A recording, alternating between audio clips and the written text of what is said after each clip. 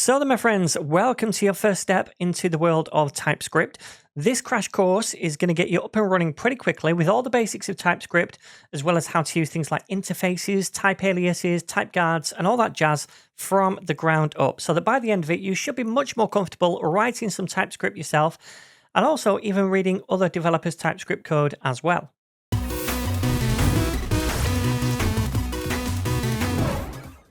To begin with, in this first lesson, I just want to broadly focus on what TypeScript is and what the benefits of using it are, because I think knowing this from the start gives you a little bit more motivation to learn it and hopefully reminds you along the way why we're doing certain things.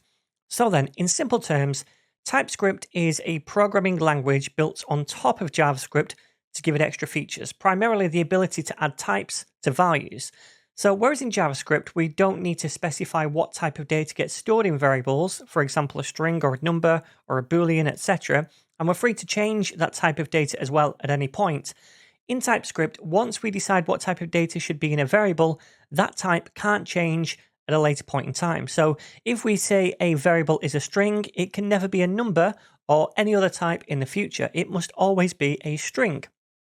The way we describe this is that JavaScript is loosely typed and TypeScript is strongly typed. Now you might be thinking, well, if TypeScript is making me choose specific types for variables and then not letting me change that type, isn't that going to make my life harder as a developer? Where's the benefit of forcing me to choose types and stick with them? Well, you might not notice them right away, but there are several reasons using a strongly typed language like TypeScript is beneficial. First of all, if TypeScript knows the types of data that you're using ahead of time, it's going to give us good error feedback as we code if we make a mistake. For example, I have a function declared which specifies the type of argument it takes in. It must be a string. So when I come to use that function later on, I'll get an error if I try to pass in the wrong type of data as an argument. If I hover over the error, I can see that we need to pass in a string, so I can fix the error way ahead of runtime. And that means there should be less bugs in the code when I do come to run it eventually. We don't get that kind of type checking with JavaScript, meaning probably more runtime errors which are harder to debug. Secondly, when we use TypeScript, we get better auto-completion and code hints because VS Code knows the type of every bit of data that we use. So it knows all the properties and methods attached to every bit of data, and it provides better feedback when we try to use a method or property that isn't available. For example, TypeScript knows the data type returned from this function is a string, and so it gives me auto-completion for all the string methods and properties I can use. If I try to use an array method not available to strings, then it's going to cause an error, which again I can fix ahead of runtime. Again, we don't get much of this kind of functionality with regular JavaScript because the types are not explicitly defined, so it doesn't know what type of data gets returned from a function all the time. Also, TypeScript allows us to make custom types in addition to the standard types, like strings, numbers, and booleans that are all built into the language. And we can make those custom types by using interfaces, classes, and type aliases. Now, don't worry too much about the specifics of that for now. We'll talk about all of them later on in detail. But as a quick example, I could make a data type which represented maybe a menu item, and I'd say that all menu items must be an object with a title property, which is a string, and a cost property, which is a number. Then I could use that as the type of an argument within a function, so that when I come to use the function, TypeScript is going to make sure I pass in an object with those two properties, which represents a menu item. So let's give this a quick whirl. We know this print menu item function must take in an argument which is of type menu item right here, which is an object basically with those two properties, title and cost. So I've got a few examples down here that I'm just going to uncomment one at a time. So the first example is where we try to invoke the function without passing in an argument, and we get an error. So if we hover over that, we can see it expected one argument but got 0. An argument for item was not provided. So it tells us we need to pass in the item, and also we see this function right here showing us what type of data that item must be. All right, so that's some helpful feedback. Now, if we go down here to the error example 2, we're going to uncomment this.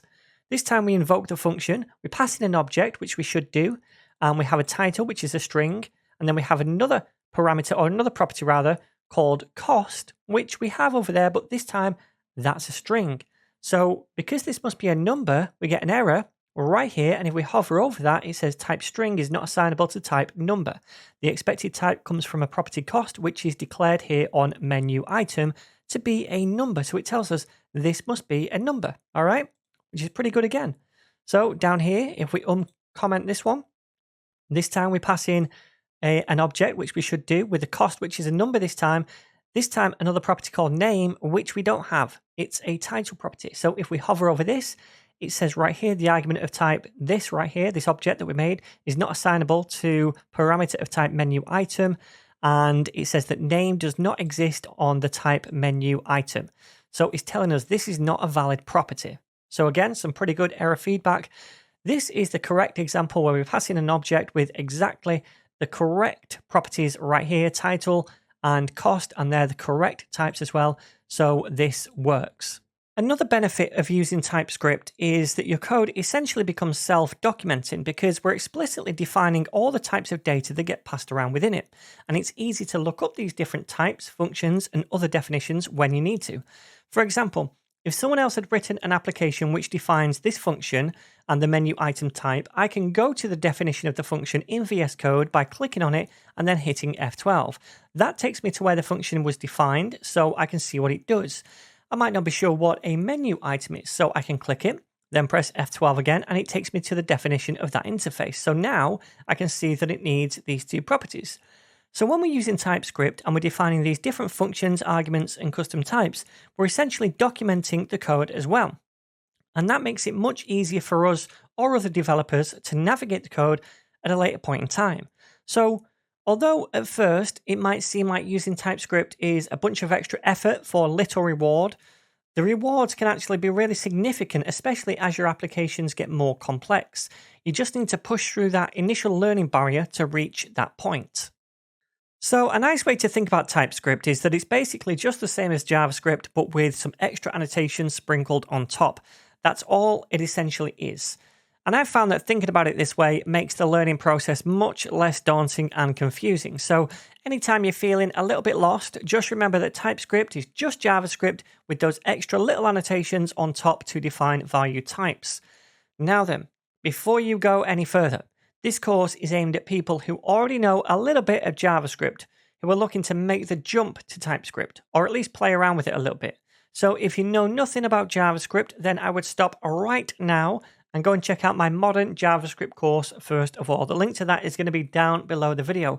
Otherwise, you're good to start, but there are just a couple more things I want to mention before we dive in. Firstly, I'm using VS Code as my code editor, which comes with good TypeScript support. So you can download that for free at code.visualstudio.com. You'll also need Node.js installed on your computer because we'll be using npm to install the TypeScript compiler, and we'll also be running the compiled code on our computer as well, which you'll need Node for. So you can download and install that really easily by going to nodejs.org and then clicking on this button right here. Finally, I've made course files for every lesson in the course, which you can find at this GitHub repo right here. I'm going to leave the link to this down below the video.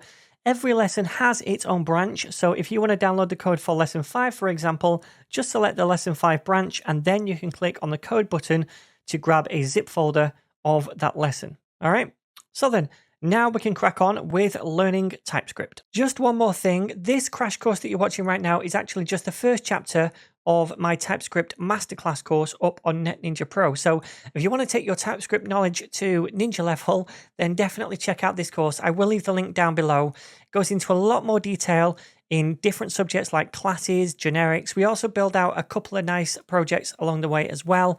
So like I said, I will leave this link down below. It's $10 to buy, or you can sign up for NetNinja Pro, and that's $9 a month to get access to this course, this Masterclass 1, as well as other Masterclass and premium courses on NetNinja Pro that are not on YouTube.